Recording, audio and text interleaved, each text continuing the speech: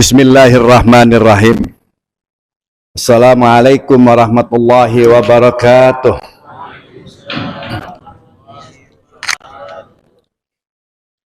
Alhamdulillah. Alhamdulillahillazi ja'ala Ramadhana sahra siyamil mu'minin. Wassalatu wassalamu ala sayyidil ghurril muhajjalin, imamil muttaqin, wa ala alihi wa ashabihi wa man tabi'ahum bi ihsanin ila yaumiddin. Amma ba'd. Wa qala azza wa jalla fi kitabihil karim, a'udzu billahi minasyaitonir rajim. Bismillahirrahmanirrahim. Syahrul Ramadan allazi unzila fihil Qur'an ila akhiril ayah. Shadaqallahul azim. Para jamaah Masjid Nurul Yakin,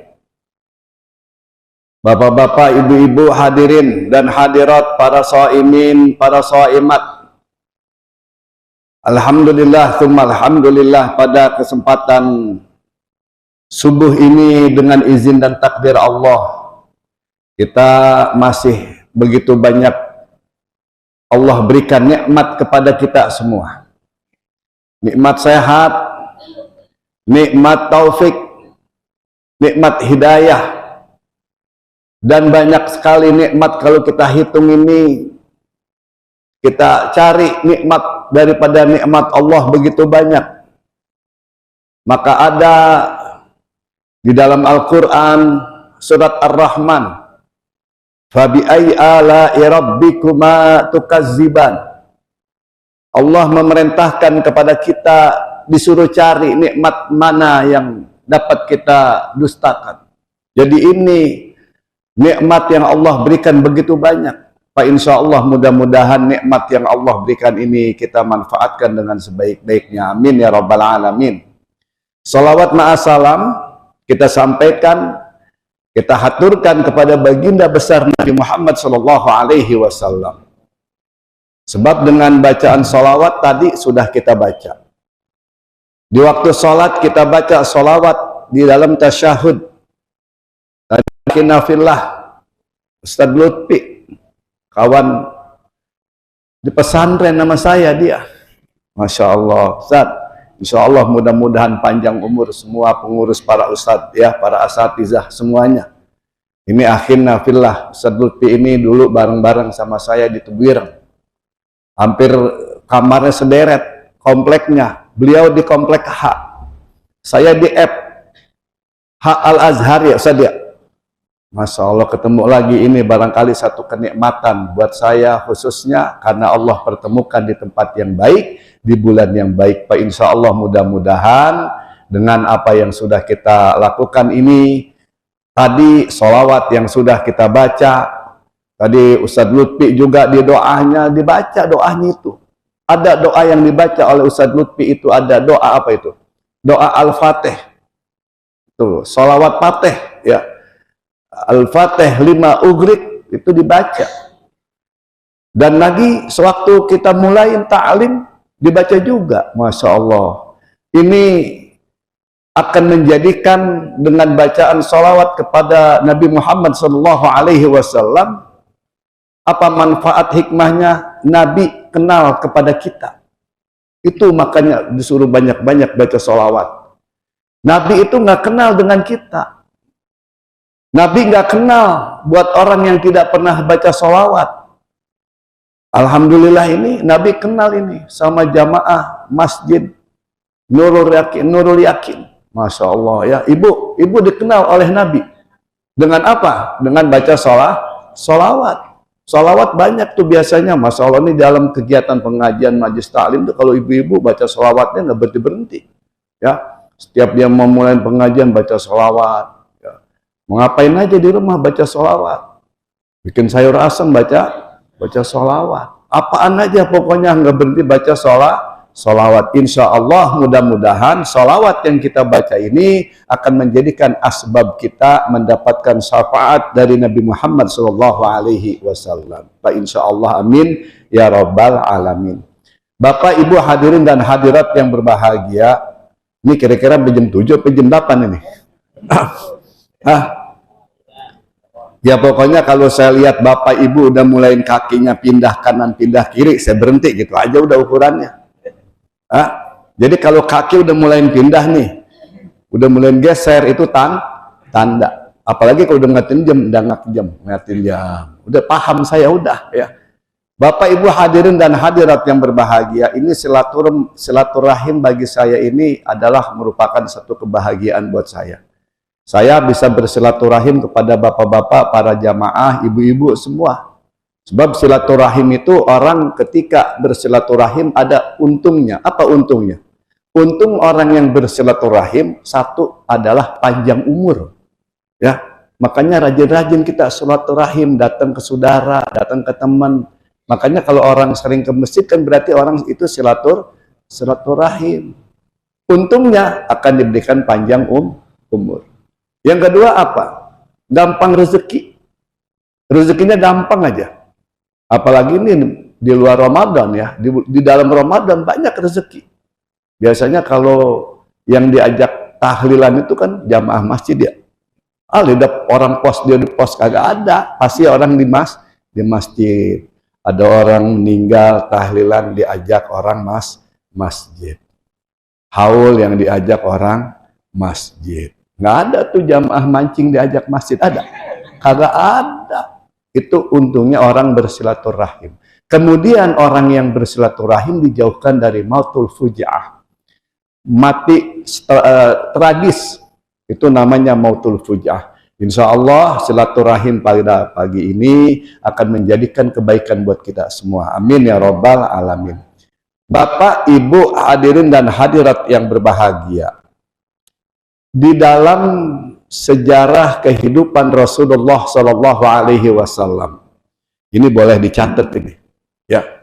Kalau perlu dijadikan modal buat khutbah. Apa itu? Ada 3 peristiwa, ada 3 kejadian yang dialami oleh Rasulullah Shallallahu Alaihi Wasallam yang begitu sangat pentingnya. Peristiwa kejadian itu dicatat di dalam Al-Quran. 3 peristiwa itu saking pentingnya, saking barangkali ini akan bermanfaat dan berguna untuk kaum mukminin, kaum muslimin, dicatat di dalam Al-Quran. Apa yang pertama yang terjadi kepada baginda besar Nabi Muhammad SAW di bulan suci Ramadan ini? Allah turunkan Al-Quran. Di mukadimah tadi, di permulaan saya sudah baca. Syahrul Ramadan allazi unzila fihil Quran. Kapan itu Allah turunkan? Di bulan Ramadan. Allah turunkan Al-Quran buat kita, dan Allah jadikan Al-Quran buat kita dan sebagai satu-satunya mukjizat yang kita bisa saksikan sampai sekarang. Mukjizat Nabi banyak, ya. Mukjizat Rasulullah Shallallahu Alaihi Wasallam banyak, diantaranya air yang keluar dari sela-sela jari-jari Nabi. Itu sudah tidak ada karena Rasulullah tidak ada, tapi ada mukjizat. Mukjizatnya Nabi Muhammad Shallallahu Alaihi Wasallam yang Allah berikan itu adalah Al-Quran. Alhamdulillah. Ini sudah kita khatamkan berkali-kali, amin. Ada yang udah 3 kali. Ya, baru 3 juz, ya kata gitu. Alhamdulillah, masih lumayan. Ada yang udah setengah Al-Quran. Jadi udah 15 juz, alhamdulillah. Ada yang udah 2 kali. Ada yang udah 10 kali. Ada yang nggak mau kalah, Ustadz, saya alhamdulillah setiap malam saya baca Al-Quran dan khatam Al-Quran. Apa itu? Saya baca surat Al-Ikhlas. Al-Ikhlas kan sulusul minal Quran. Sepertiga dari Al-Quran itu ada di dalam surat Al-Ikhlas. Bismillahirrahmanirrahim. Qul huwallahu ahad. Sampai selesai 3 kali dibaca. Nyohor sama kawannya. Alhamdulillah semalam saya sudah khatam Al-Quran. Apa itu? Baca Qul 3 kali. Amin. Ya Rabbal Alamin. Ada yang begitu? Ya kalau ada ya nggak apa-apa. Kalaupun kita baca, Bu, Bapak, itu lebih kurang 8 sampai 10 jam kalau kita baca sehari. Imam Syafi'i itu, di dalam satu riwayat, beliau hatamkan Al-Quran itu di dalam bulan suci Ramadan sehari 2 kali hatam. Sehari 2 kali hatam. Kalau kita keberatan 2 kali hatam, 2 juz saja udah, itu juga udah berat banget udah. Baru baca dapat seainan, mata udah pedas. Ya. Imam Syafi'i itu beliau selalu menghatamkan Al-Quran sehari 2 kali, berarti kalau sebulan 60 kali. Ya insya Allah mudah-mudahan barangkali ini nggak mau salah sama Imam Syafi'i, ada jamaah di sini pengen coba-coba, ya nggak apa-apa. Kalau kita coba ini, sekali kita hatam Al-Quran itu habis taraweh, kira-kira kalau kita berhenti rapi sahur, kuat nggak kira-kira? Ya kagak bakalan kuat, ya. Oh, berat ini. Orang yang hafal Quran barangkali bisa, yang tahfiz Quran bisa. Kalau kita berat banget kita baca 1 juz juga udah nguap mulut. Nah memang lah yang namanya Al-Quran kan kita baca paling berat. Baru kita baca Fatihah aja, Bismillah aja udah nguap 3 kali. Coba Fatihah, baru baca Fatihah udah 3 kali nguap. Mengapa emang? Lah emang setan gandulin. Setan tuh kalau gandulin di mana? Di mata. Bukan di mata doang, di kuping. Semua di anggota badan kita. Ya, ujung-ujungannya kita akhirnya apa? Buka aja HP. Ngaji mah baru tadi 10 menit buka HP-nya ada sejam. Ada begitu? Banyak ya. Insya Allah mudah-mudahan kita nggak begitu. Kalaupun ada ya insya Allah bukan orang sini ya, bukan orang Kebalen. Dulu ada orang Kebalen, sekarang pindah dulu udah pindah di sono di Parung. Model begitu ya, baca Al-Qur'annya 10 menit, ngeliat HP-nya 1 jam. Pindah ke Parung, orang Kebalen. Cuman sekarang balik lagi kemari ya. Bapak Ibu hadirin dan hadirat yang berbahagia. Jadi yang pertama ada satu peristiwa dari baginda besar dan dicatat di dalam Al-Quran adalah turunnya Al-Quran. Insya Allah mudah-mudahan di bulan baik, di bulan Syahrul Ramadan, Sayyidus Suhur, Allah jadikan ini buat kebaikan buat kita semua. Amin ya Rabbal Alamin. Yang pertama. Itu saya nggak kupas dah ya. Saya dikasih waktu katanya jangan sampai siang dan gitu. Sebab saya udah mulai, udah ada yang nguap udah ya.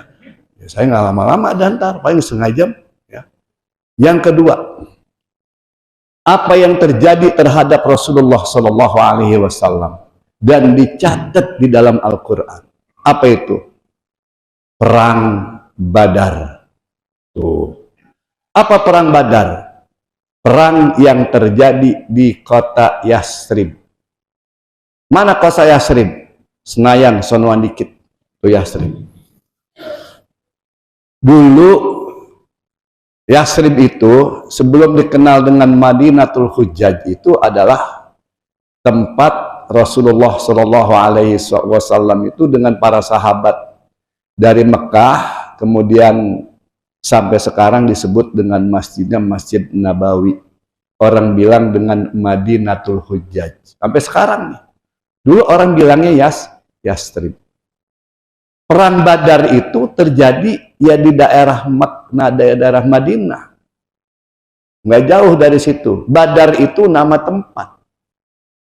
Badar itu tempat itu adalah kaitannya di situ ada sumur. Biasa ya di di Mekah ada Bir Ali. Bir sumur Ali, tempat kita ambil mikot.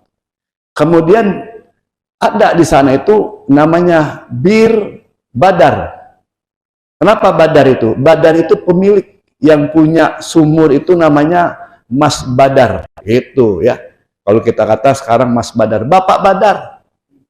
Ya kalau Ustadz Luti barangkali kalau waktu itu beliau punya sumur disebut dengan Bir Lutfi. Tapi itu adalah ada seorang yang Loman, apa Loman? Bares. Dia punya sumur, dia bikin sumur. Sumur apa? Sumur Badar. Jadi di sana ada satu peristiwa yang terjadi, yaitu perang Rasulullah Shallallahu Alaihi Wasallam di dalam bulan suci Ramadan. Tapi bukan itu saja. Kenapa ini diabadikan di dalam Al-Quran? Di dalam surat Al-Imran ayat 1, 2, 3. Gampang banget ngapalin ya. Al-Imran 1, 2, 3. Walaqad nasarallahu bi badrin wa antum azillah. Itu dicatat, diabadikan di dalam Al-Quran. Walaqad, dan sungguh Allah memberikan pertolongan kepada kalian di dalam perang Badar. Wa antum azillah. Kalian itu dalam keadaan lemah. Kenapa lemah? Bandingin aja, kaum kafir Quraisy itu 1000 orang lebih. Orang muslim, para sahabat Rasulullah itu cuma 300. Lah kalau perang, duel, ya, berantem 1 banding 3, kira-kira menang mana nih? Pak, kita dikerubutin 1 banding 3. Jadi 1 lawan 3. Yang 3 siapa? Kaum kafir. Lebih. Terus orang kita cuma 300-an. Berarti apa? 3 kali lipat. Udah gitu, dalam keadaan puasa. Puasa kita suruh berantem. Bayangin aja. Kita lagi puasa ini begini jam 2 malam, kita suruh diajak berantem. Kira-kira mundur apa maju nih? Kira-kira nih, kita diajak duel gitu kan. Jalanan kita diajak berantem. Kira-kira kita maju apa mundur? Udah gitu, lawannya 3. Udah gede badannya. Itu orang, para kaum musyrikin, kaum kafir Quraisy itu mencari Rasulullah Shallallahu Alaihi Wasallam itu pengen dibunuh. Coba, kita dalam keadaan tidak siap. Ya, bahkan Allah bilang wa antum azillah, kamu itu dalam keadaan lemah. Udah puasa, udah jumlahnya sedikit. Ya, kemudian bagian musuh itu dia udah siapkan. Kan kalau orang siap ini kan berarti orangnya pilihan ya. Orangnya gede-gede badannya, keker-keker, pilihan. Lah kalau dari Mekah ke Madinah kan berarti persiapannya luar biasa. Kudanya yang hebat-hebat, dia mau siap mau perang. Emang udah niat perang. Waktu itu belum ada barangkali persenjataan kayak sekarang, semua dibawa. Ada panah dibawa, pedang dibawa, semua dibawa. Ya. Nah, orang Islam waktu itu tidak ada persiapan, kaget. Masya Allah, ini musuhnya banyak banget, gede-gede lagi. Bayangin aja Pak, kalau Kemiktisan gede begini kan, orang asli sana gede-gede, tinggi-tinggi, gemuk-gemuk, Masya Allah. Dia kata puasa, nah kita puasa, nah 1 lawan 1 ya kita mundur, kalah, apalagi 1 banding 3. Wa antum azillah, kata Allah, itu dalam keadaan lemah, dalam keadaan kamu tidak berdaya. Mereka udah siap semua, siap perang, kita cuman bawa pisau dapur. Lah kagak siap Pak, bawa pacul doang. Bawa pacul buat apaan? Coba bandingkan dan kita bayangkan ketika itu kaum muslimin dengan sahabat-sahabat Rasulullah Shallallahu Alaihi Wasallam diajak tanding perang 1 banding, jadi 1 lawan 3. Ya Allah, berat. Dia siap, udah orangnya pilihan, kita mempuasa, lemes. Ya, kehidupan kita pas-pasan. Kita ini kaum Ansor, kaum Muhajirin. Ya, kalau dia sih emang udah boleh jadi, emang udah siap banget. Kita belum ada persiapan waktu itu. Bapak Saudara, ini Allah berikan satu kekuatan. Ya, akhirnya Nabi dalam keadaan begitu berdoa, ya Allah, sekiranya ini doa pertolongan, berikan pertolongan kepada kami ya Allah. Berikan kekuatan kepada kami ya Allah. Itu kata Nabi dalam doanya. Sekiranya kami kalah nih, kata Nabi, kalau kami ini semua binasa, siapa besok yang menyembah? Siapa yang besok akan melanjutkan perjuangan? Masya Allah Pak, bayangin dalam keadaan seperti itu, Nabi kepepet minta juga lah pertolongan. Dia ngelihat orang sedikit, ini cuma 300, soalnya 1000 lebih. Masya Allah. Jadi kalau kita bayangkan begitu beratnya perjuangan Rasulullah Shallallahu Alaihi Wasallam, berat. Bapak, Ibu hadirin, kita tahu Nabi ini bukan seorang Nabi biasa. Nabi itu ahli perang, strategi. Bagaimana caranya supaya menghadapi kaum kafir Quraisy? Akhirnya Rasulullah itu bikin yang namanya parit, lobangan. Ya, sebab kalau beradu sama beradu fisik nggak kuat. Ya, bandinginnya tadi 1:3. Dalam keadaan puasa, udah gitu persiapan kita kagak. Di sana siap segala macam, kita cuman bawa pisau dapur doang. Golok, bawa golok, cuman golok gogol, tahu golok gogol. Budul, udah pada gombal semua. Nah di sono, pedangnya panjang-panjang, hebat-hebat. Nggak ada persiapan. Akhirnya Rasulullah buat cara, strategi. Bagaimana strateginya? Rasulullah bilang, kamu di sana, cuman disuruh bikin galian. Suruh ngapain? Ngumpet. Jangan ngadepin kamu, kalah kamu. Oh, 1:3. Satu aja belum tentu menang, apalagi ini bertiga. Kata Rasulullah, Nabi bilang, kamu bikin galian di sono, bikin parit. Ya, begitu dia datang ke pelosok, kita gebugin. Itu baru gampang. Itu cara di dalam perjuangan yang diatur oleh Rasulullah Shallallahu Alaihi Wasallam. Laqad nasarakumullahu bi Badrin. Allah berikan pertolongan. Cuman nggak ada yang tahu, Pak. Sahabat waktu itu nggak ada yang tahu. Allah berikan pertolongan dengan apa? Malaikat Allah turunkan sebanyak 3000. Kalau tadi berapa? 1000 orang kafir. Lawan malaikat. Malaikat disentil Allah, rubuh semua. Nggak dia apa-apain, mendesentil Allah begini, kalah. Masya Allah. Tapi nggak ada yang lihat itu. Tidak ada yang tahu kalau malaikat itu diturunkan kecuali Rasulullah Shallallahu Alaihi Wasallam. Rasulullah lihat, Rasulullah tenang. Ya, kenapa? Karena di belakangnya atau di depannya ini sudah siap para malaikat. Berapa orang yang tewas, yang jadi syuhada ketika itu? Tidak ada 20 orang. Dalam satu riwayat 300 orang dari sahabat, dari kaum muslimin cuman 14 orang doang. Tapi dari kaum kafir, dari 1000 yang meninggal lebih dari 200. Coba bayangin. Perbandingannya bagaimana tadi? Kalau secara fisik kan kita lihat. Dia lebih besar, dia lebih banyak jumlahnya, persiapannya lebih hebat, sementara orang kita cuman sedikit. Tapi kemenangan ada di tangan kaum muslimin dengan para sahabat. Berapa? Nggak sampai 20 orang yang jadi syuhada. Cuman bagian yang sono lebih dari 200. Kenapa bisa menang? Malaikat turun. Gitu. Malaikat yang ngadepin malaikat. Malaikat memandai, dia diam aja gak dirubuh pada itu. Inilah barangkali dua peristiwa di antara yang kedua. Dan yang ketiga nih, barangkali buat catatan. Dan diabadikan juga di dalam Al-Quran. Apa itu? Yang disebut dengan pembebasan kota Mekah.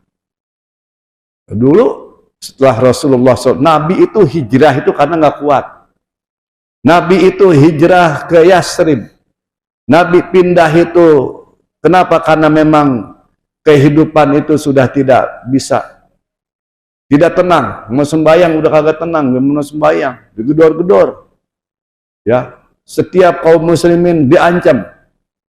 Kalau kita di sini enak, ya bebas jam berapa aja, mau sembahyang di mana nggak bisa waktu itu. Di mana jalan ditungguin. Kayak orang jangan jauh-jauh Pak, itu di Palestina itu Masjid Aqsa, itu kan tiap pintu dijaga.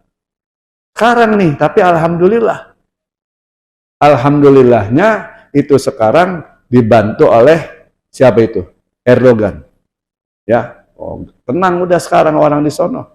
Ibadah sekarang lebih tenang. Kenapa? Karena dibantu oleh rakyat daripada rakyat yang presidennya Erdogan. Siapa Erdogan itu? Presiden mana?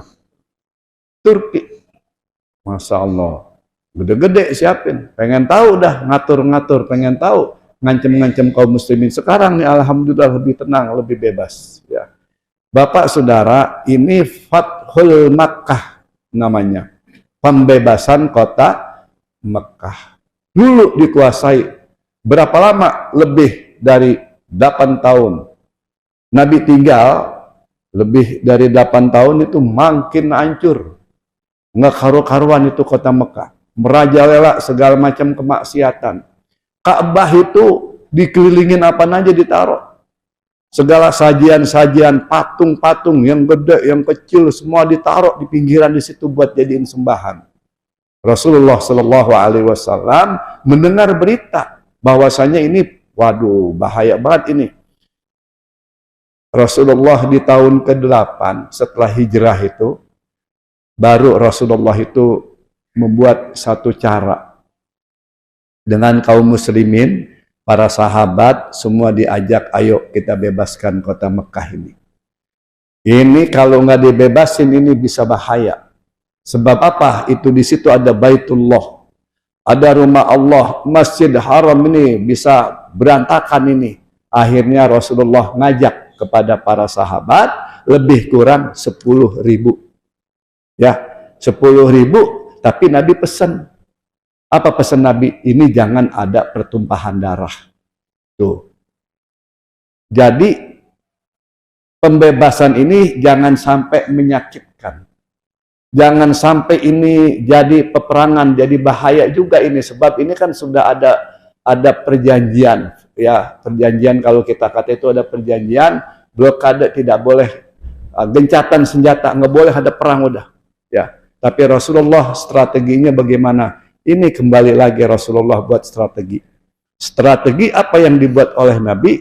Nabi memberikan aba-aba kepada para sahabat semua. Kamu ini nanti ini kan dulu Masjid Haram itu, Mekah itu kan modelnya dikelilingi sama gunung. Ya, sekarang gunungnya masih ada, tapi udah banyak yang dihancurin. Jadi gunung-gunung itu dikelilingi. Jadi Ka'bah itu, Masjid Haram itu adanya di Mekah, itu adanya di bawah. Ini sekelilingnya adalah gunung-gunung. Nah, Rasulullah mesan kepada para sahabat, semua caranya, ini strategi Nabi, bikin tabunan. Suruh nabun, kumpulin kayu biar banyak. Ntar ngidupinnya bareng-bareng. Begitu dilihat, kemudian orang-orang yang berada di Mekah itu kaget. Waduh, ini Muhammad udah datang ini, ya, mau nyerang kita. Padahal dia bukan ini banyak banget ini. Padahal cara Nabi itu cuman asap doang. Dilihat, masya Allah, ini gelap ini, ada apa ini? Ini jangan-jangan ini Muhammad sudah bawa pasukan yang begitu banyaknya. Padahal cuman ditakutin sama asap doang, sama asap. Dan ini juga diabadikan di dalam Al-Quran yang kita baca surat An-Nasr, iza ja'a nasrullahi wal fath. Disebut dengan Fathul Makkah, pembebasan kota Mekah. Caranya Nabi itu, ayo, kan kalau dengan tabunan, emang kan berarti nggak ada lagi perkelahian, tidak ada lagi peperangan. Cukup dengan itu aja, ketakutan yang di bawah. Ya. Khawat, masya Allah, ini Muhammad udah datang ini. Akhirnya apa, Pak? Akhirnya semua yang ada di situ lebih banyak yang masuk Islam, masya Allah. Iza ja'a nasrullahi wal fath wa ra'aitan nasa yadkhuluna fi dinillahi afwaja. Berbondong-bondong. Ya, daripada babak belur. Akhirnya mereka masuk ke dalam agama Islam. Ini bapak-bapak, saudara-saudara, satu atau beberapa peristiwa yang terjadi di bulan Ramadan. Ya, kita tinggal nikmatin aja udah. Ya, kita tinggal jalanin apa yang sudah dibawa oleh baginda besar Nabi Muhammad SAW. Semua para sahabat begitu banyaknya pengorbanan, kita tinggal jalanin, kita tinggal nerusin. Pak, insya Allah mudah-mudahan, amin ya robbal alamin. Cukup Pak ya, udah setengah jam lewat ini, saya lihat tuh setengah enam lewat. Yang terakhir kita minta dengan pembacaan suratul Fatihah, Al-Fatihah lima quri alahu. Apa yang kita pengenin, apa yang kita inginkan dengan surah Al-Fatihah, silahkan. Kalau pengen barangkali urusan kita beres, baca Al-Fatihah. Ini sekalian aja dah nih, Ustaz Lutfi dulu juga mungkin pernah ikut bareng-bareng. Jadi dulu dikasih ijazah surat Al-Fatihah ya. Kiai Samsuri dulu memberikan ijazah 100 kali orang yang ingin punya urusan, yang pengen kontrakannya laku, yang pengen ngawinin anak, yang pengen segala macam itu, baca Fatihah 100 kali. Itu dulu saya dikasih ijazah. Kalau sekarang paling tidak 3 kali dah baca Fatihah aja. Ya makanya kalau ada orang sakit tuh gampang Pak, bikin air pengantar, orang sakit ambil air Fatihah 3 kali. Fatihah doang, sebut namanya. Sholawat kepada baginda besar Nabi Muhammad SAW. Fatihahnya buat Nabi, kita fatihahin. Kita fatihahin buat kita, Fatihah buat diri kita, Fatihah buat orang yang kita pengen tuju. Ya kalau dia sakit, kita doain, dia sembuh. Kalau ada orang yang sekarat, udah lama ini sekarat, ya, ini udah ngap-ngapan ini, udah dibawa dokter, ini dibawa ke rumah sakit, udah bawa pulang aja udah, tapi masih ngeletak. Apa? Ya udah kita bikinin air. Itu Pak, ntar habis ini, habis ngaji, siap-siap aja udah bikin plang, menerima segala macam pengobatan alternatif, cukup dengan bacaan Al-Fatihah. Masya Allah. Ya, kita niatkan buat kita pertama panjang umur, sehat badan, murah atau berkah rezeki kita. Kita doakan juga dengan Al-Fatihah orang-orang tua kita yang sudah meninggal, Allah ampuni, Allah jadikan makamnya, kuburnya raudhah min riyadil jannah. Dengan Fatihah juga kita mohon, kita minta, kan segala macam. Keluarga kita Allah berikan sejahtera, keluarga kita Allah berikan satu kebaikan, yang sakit Allah berikan kesembuhan. Pokoknya niat deh masing-masing Pak dalam hati. Ala hazihi niyah wa ala kulli niyatin salihah wa ila hadratin nabi. Al-Fatihah. A'udzubillahi minasyaitonir rajim. Bismillahirrahmanirrahim. Alhamdulillahirabbil alamin. Arrahmanirrahim. Maliki yaumiddin. Iyyaka na'budu wa iyyaka nasta'in. Ihdinas siratal mustaqim. Siratal ladzina an'amta 'alaihim ghairil maghdubi 'alaihim waladdallin. Amin. Akhir kata bahasanya begini, ada pepatah, kalau ada jarum patah jangan simpen di dalam peti. Ya kalau udah pak jarum patah mah masih simpen, buang, buat apaan nih Mam? Daripada luka sama kita ya. Kalau ada jarum patah jangan simpen di dalam peti. Kalau ada salah kata saya jangan simpen di dalam hati. Ini saja dari saya. Mohon maaf, akhirul kalam. Wallahul muwaffiq ila aqwamit thoriq. Assalamualaikum warahmatullahi wabarakatuh.